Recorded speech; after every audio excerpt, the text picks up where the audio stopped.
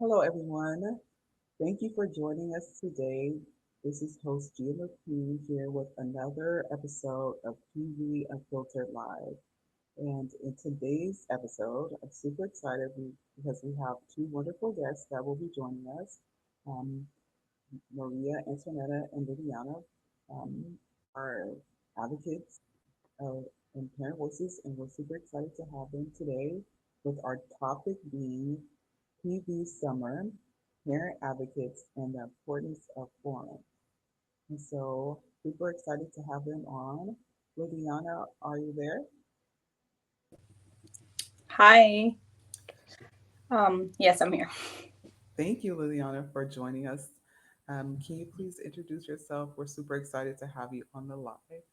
Thank you for having me. I'm Liliana Camacho. I'm with Parent Voices Santa Clara, the organizer for Santa Clara County.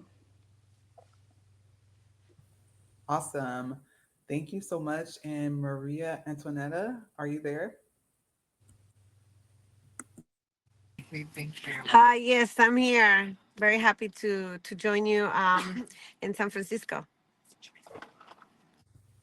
Thank you so much. We're excited to have you both here on the live with our topic being PV Summer and parent advocates such as ourselves and the importance of forums and having space for parents to discuss these important topics and to actually, exchange ideas and how it's actually geared towards public policies. And so today I wanted to actually go right into how creating space for parents is so important that we hear from parents across California, different counties, and with, stands for children.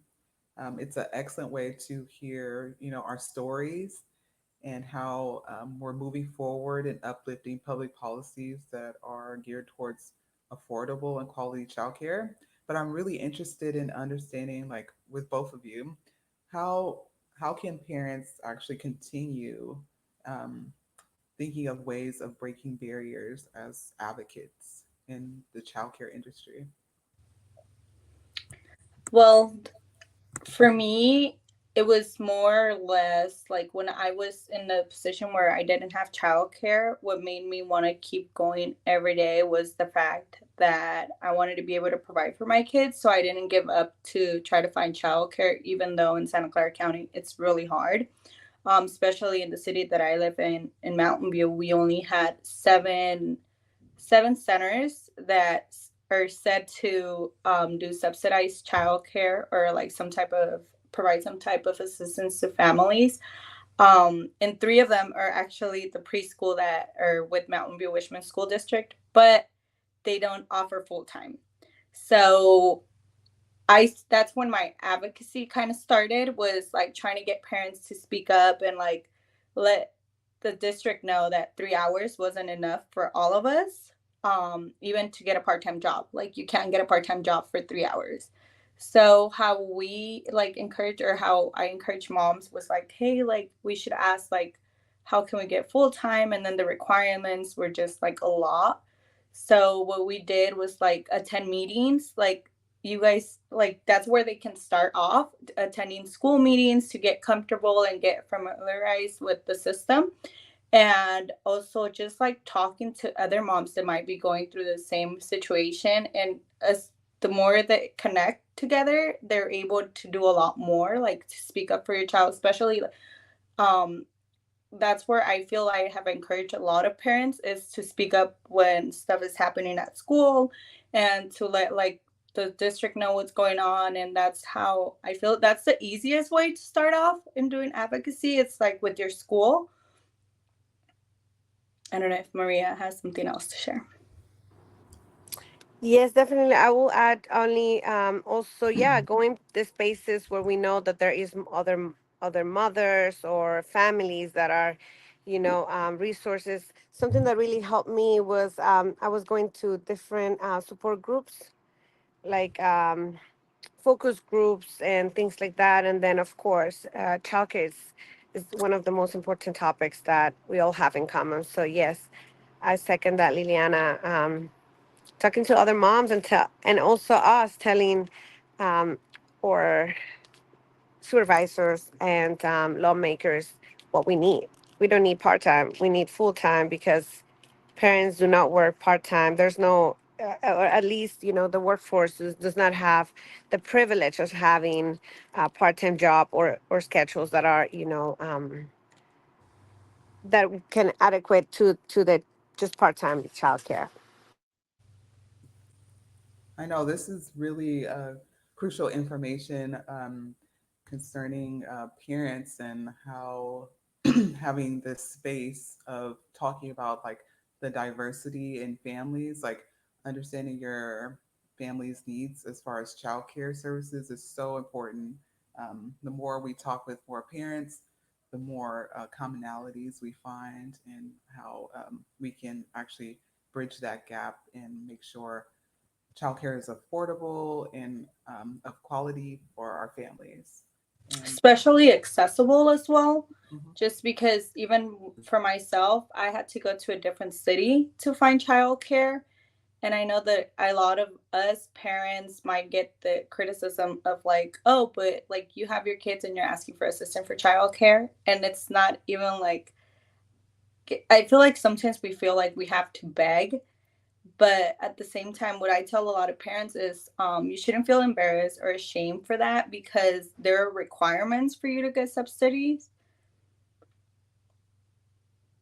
yeah, that is true. Recently, PV Oakland held their, the Parent Public Policy Forum, which is like really great. I was able to attend, me and my kids, and it's like it's a way for parents to really, and providers as well, to uplift these important things that have, that have happened also post pandemic, and so it's crucial to figure out how parents are not only thriving, but we're also creating more changes for California families. And so I was happy to be able to attend, but I've also where I was able to come up with my own ideas of like how to help. So that's what those forums are for, to really uplift those types of ideas and changes. So that's what we're doing here too. So I'm sorry, I need to drink some water, but yeah. So like also, CalFresh, they have forums each year, and so Parent Voices is really great about like making sure parents are getting like their maximum benefits and things like that, and the funding is being allotted appropriately, and so Liliana, you're really great about sharing your story, and so it's really powerful. So, can you share a little bit more about your experiences and some things that you've also worked through, like with your own family and advocacy? Yes, definitely.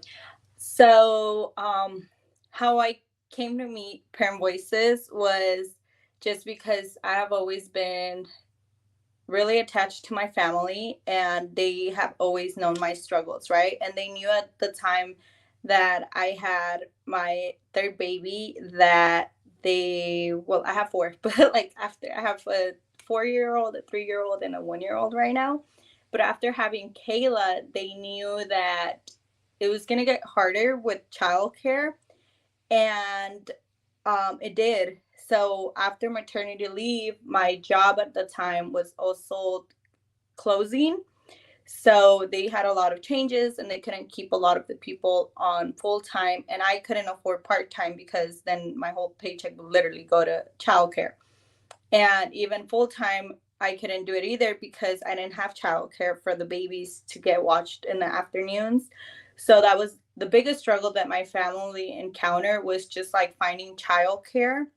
And it was so hard that I did resign my job and I stayed at home, because even if I went back, my whole paycheck was going to be just for a family friend to watch my babies, not even a center.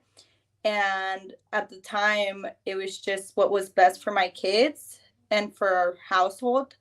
And that's when Tia Pao said, "Oh, I met this organization that they actually focus on just advocating for childcare, for more childcare spots, so that people like yourself don't have to be on a waiting list for more than 3 years." Because at the time, I had told her about how I have always applied for childcare centers, for like vouchers as well. For Mia, and she was already 3 years old. So she knew where my frustration was at, but she was also always impressed on how I never gave up, right? Because I Yeah. had Mia that was 3, and then I had Baba that was 2. And I was always like calling. So I know a lot of people say, oh, it's because they never follow up, right? But the biggest struggle is just even getting a call back from a lot of the centers. And what I did was like, I kept insisting and insisting, and then I met Parent Voices, and they talked about like how to find centers that do I can't remember the website, but there's a website that Blake showed us on how to find centers that take subsidies, but a lot of them have a long waiting list, right? And then I learned about how Choices for Kids, because at the time I was really discouraged because it said that they need a social to like be able to be your childcare provider. But a lot of people don't know and also encounter that problem, right? That they're misinformed, because they can also do it with an I-10, if I'm not mistaken, or a number that they use. So that was like the biggest struggles we went through. And also it was something that it was like really worrying us at the time, because the reason why people end up losing their jobs and even their homes is because they can't have work. And especially in Mountain View, rent is really expensive. Mhm. So a lot of us are like, a lot of the parents here work like 3 jobs to be able to keep their home. And then imagine not having childcare. That was like the biggest struggle we encountered throughout like our whole journey. And thankfully, today my kids are all at a center. They're Yeah. learning every day. They're Yeah. speaking. It has like it benefits. It gave me like a relief, and also like a pat on my back that like, hey, like, the that whole wait, like those 3+ years was like worth it. Look at your babies, they're talking now. And how I get them to do a lot of advocacy, especially Cassandra, she's my oldest, she's 9. um she knew that mom had to stay home because she didn't have childcare for the babies, and she was always like telling friends like, oh, my mom stays home because she has so many babies. But one Right. thing that she's so happy about, and how she does, and what she is more passionate about, is advocacy for immigration, especially a pathway to immigration. And that's something that she is super passionate about. And it's because she wants her grandparents to be able to feel free and not be afraid for wanting a better life, she says, and to be able to travel with her. And she comes with me to my pop-up events when I know Oh, I will be able to keep an eye on her. And I have pictures of just the past one where she was blowing up balloons, like everyone knows her because it was in the city.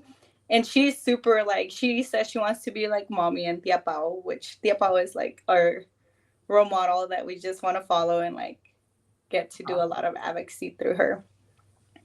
that is excellent. I love it. That's really awesome. And it's really great to like being a mom, and then also it seems like you also have this like journey that you're really enjoying, and then also doing some work while you're at it. So I'm really happy for you, and thank you so much for sharing. No, yeah, thank you. Maria Antonetta, I'm waiting Yeah, to hear.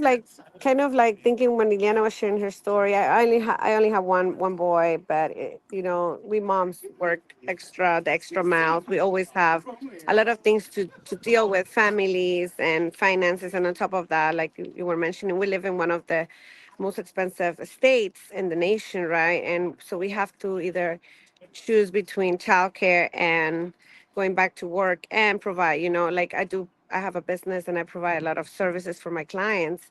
And if I'm not capable of having childcare, full-time childcare, I am not able to help my clients then, and it's like a cycle, right? That repeats again and again. But something that really comes to my mind is that lately, these past few hearings that we've been having, we've been getting into the bus, San Francisco, Purpose in San Francisco. We've been getting into the bus, and now we are including the kids to also testify. And then last time we were in Sacramento, here we are with all the children, and they're making the lines, and it blows their mind because children go, childcare is so important. Childcare is essential, right? And just by listening that the kids are seeing those role models, I think it's so important for me. I always tell my son, I said, listen, we're here not just for us anymore, but for all these other children that are falling behind, and that we want to make sure that they have the same access to a privilege that it shouldn't be a privilege, right? It should be essential. So, like as it is childcare. That is so true. I know, especially we have Stanford Children, and me and my children, we look forward to Stanford Children Day, where we can talk with the lawmakers, and there's always fun activities, and it does actually help to um, it helps to cultivate, you know, deeper understandings of family advocacy.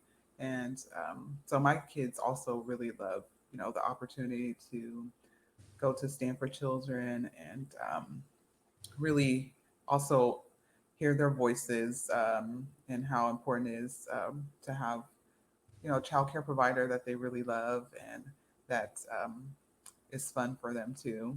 And so I just, love my kids so much. They're awesome. My teen daughter, she, the postcard, she wrote a really awesome note to the governor. And so I posted on my social media, and um, it's like really important. I'm really proud of her, telling the governor, we need, um, parenting more accessible, and childcare, and that it's also important to kids like her. So I'm super proud of our kids and doing great job in advocating as well. And you know what's the best part about that? That Cassie will always say, like, hey, I showed my friends like all this stuff that I've been doing with Parent Voices and they all want to join, right? And I find it so amazing that they're so like willing to get involved. And at the same time, it kind of gives them a glance on reality, stuff that's actually happening in a much nicer way than when they get older and they just kind of get like, here, like, this is how it is. So I honestly feel really proud of all the PB kids. I know they're so Yes, they do beautiful. an amazing job. I know, awesome. Me too. And so since we love our kids so much, it's always important too that we have all this time to have fun family activities. And so since it's summer, all of us, I know, actually I really do love summertime with my kids, even if they're home a little bit more, or even at daycare. I actually really enjoy planning activities for them. And so, did you want to share any fun things that you and your family are doing this summer? Well, I would like to share that actually, we have a group, PB fam. We call it PB Family Extra Official Events, and it's so fun because we get together. And what we've been doing lately is that we plan like, okay, we're gonna meet on Sunday for Sunday streets here in the city, for example, and then all of us get together. So we continue, seeing each other even during the summer. One of these days, we're also planning to go and have a pool party at one of our members, house, and the kids love it because it's like this is as my other family, that I have like on top of our regular families. And I just think that keep us also engaged because we continue talking about like, so what we gonna do when we come back. And so just very excited for that, and also very grateful because as PB San Francisco, once a year we take kind of like a little trip together to Maria, or organizer Maria is really generous to provide us with like a few days on a special place, and we go there, we spend our time together, we build, our connections with each other, which I think also makes our work more impactful but also more meaningful, because we really get to know what my other friend from PB, right, it's dealing with. Like, for example, if I find out like Liliana needs childcare, one of us will be like, oh, you know what? I have some extra time these days. And it's because that conversation is more personal, right? And the kids have fun. The kids, we're just looking forward for it. It's going to be in the first week of August. And it's just an amazing way of reward our work, but also continue getting to know each other more in a deeper level. That's awesome. Sounds like a lot of fun. I love all the PV parents and families. We always have a really nice time, whatever's planned. What about you, Liliana? Thank We've you so much been for joining we've been doing a lot of outdoor, like we go to Gramerica and Gilroy Garden. We get the passes for the whole year. And my kids love playing in the water. So we've been doing that for ever since they've been released from school. We've been hitting Great America. That's where you'll find us on the weekends, either on Saturday and Sunday. And then in the afternoons, usually we just hang out with my parents because we're really attached to them. Like, we're really close to them. So the kids will ask, like, oh, I want to go see my Nina and like grandpa and grandma, which is like their godmom and everything. So, but usually on the weekends, we'll try to go to Gramerica and Gilroy Garden. And they have a blast because they go on roller coasters. There's a playground there, there's water parks, and they're not scared of anything. So they'll go on the water slides, and they're only like 2 years old or 3 years old. And we're like freaking out that you're going to drown. And they're like, oh, I'm okay. I know. Fearless, Awesome. fearless. Yes. That's awesome. For this summer, actually, my kids they love going to the splash park. It's it's not too far from our house, and so we get to go. There's like so many families and kids that like to go, and they just like run around the splash park. And also, we plan on doing a movie under the stars. Our city, they offer like free movie under the stars nights, and so we like to do that. We grab our snacks, grab a whole bunch of snacks and our blankets, and we pretty much watch the movie under the stars. So it's really nice. My kids are they like to run around, so I just like let them. I have twin sons, so they just have a lot of energy. So that's always something fun that we like to do. And also, I plan on taking them to the zoo. We like the zoo and Santa Cruz Beach Boardwalk. That's our thing.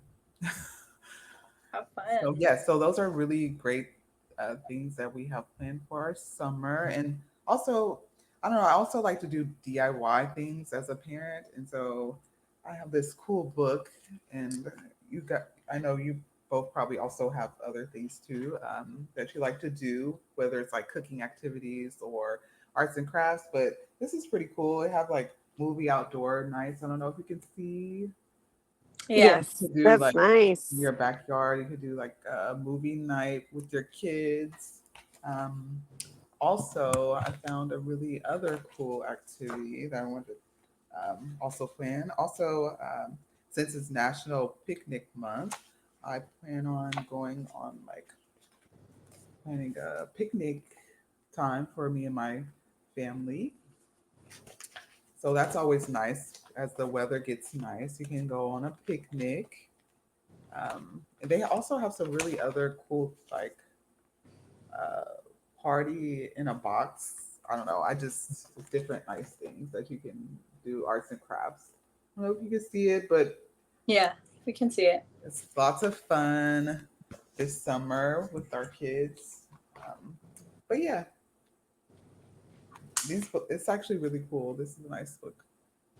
Yeah, and definitely something to highlight. It's that, if you have EVT, you can go to the museums for free. It's a good opportunity for children to visit the museums and do activities that can be costly, right, for families. But if you have Mhm. an EBT car, you can go there, and I think you can bring up to two or three more uh, family members. So I think that's wonderful. I like that book. What is the name of that book, Gia? Oh yeah, it's let's get this party started.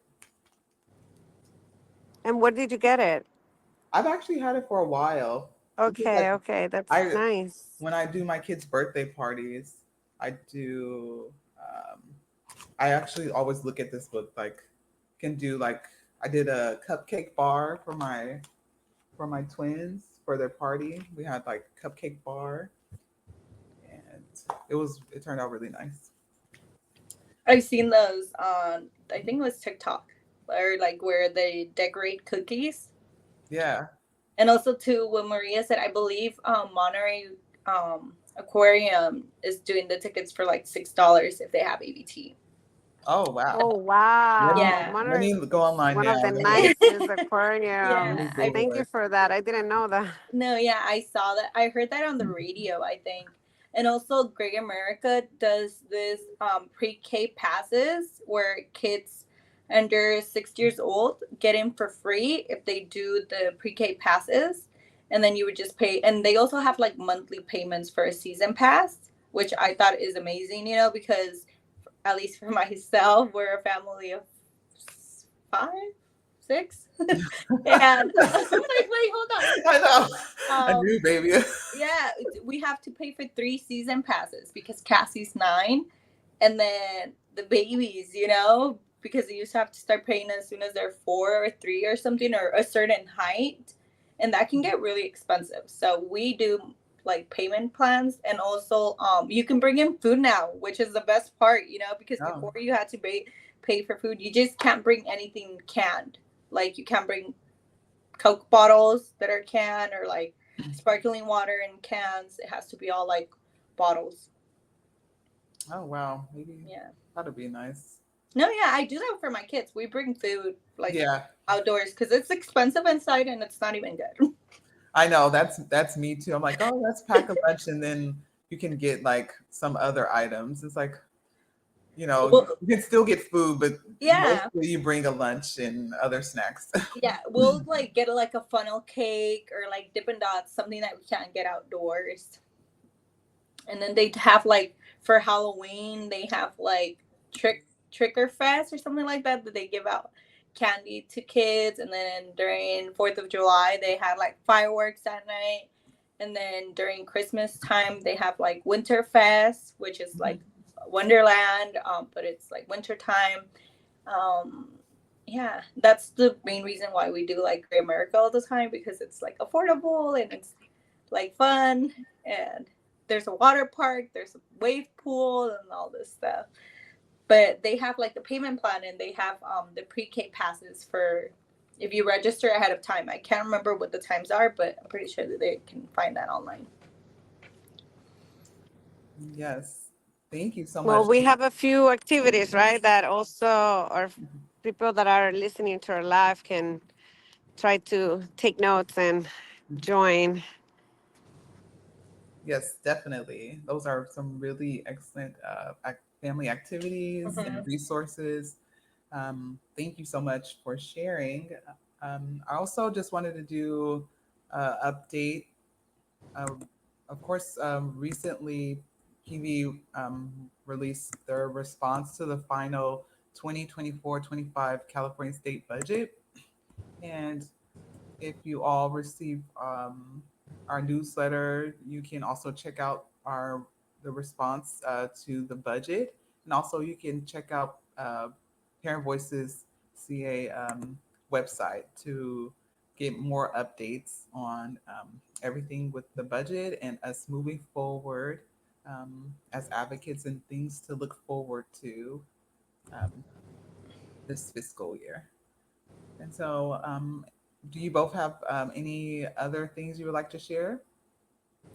Not on, not Well, that. I would just add that at the end of at the end of the June, especially, it's one of our hardest months, at least with with our group, we try to be in most of the hearings that the mayor with the proposal, especially for the city, and then that's why we've been going to Sacramento more because it's that crucial time, right? That where we have that little crunch of time for us to really get those votes in for the next fiscal year. And this was something I learned with Parent Voices, and that's why I'm so grateful because before I wouldn't understand how these policies were moved in my city, but thanks to me being going to the hearings, like, understanding the policies that are being undergoing through review for the mayor, but also for the governor, and now we know what's really important for the families and what we're doing the work that we do. So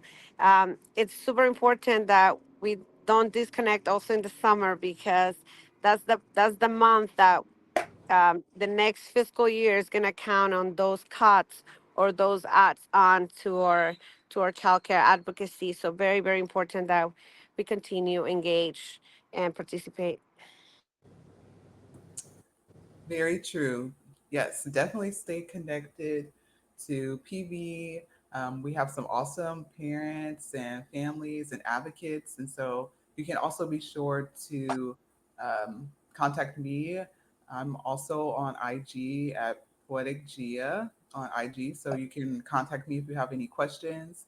Also, Maria Antoinetta is awesome if you want to speak with her. And also, I'm sure Liliana is happy to hear from some of our PV parents, moms, and dads. So you can talk with us, and also you can share this live so more parents can also have access to some of these really great ideas. And thank you both so much for joining us. And I just wanted to let you all know that we're super excited. Can't wait to see you next month.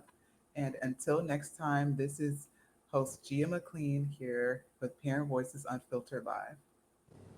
Bye. Thank you. Bye, Liliana. Bye, Yeah. Gia. Good Bye. to be with all of you. Bye bye. Take care. Bye.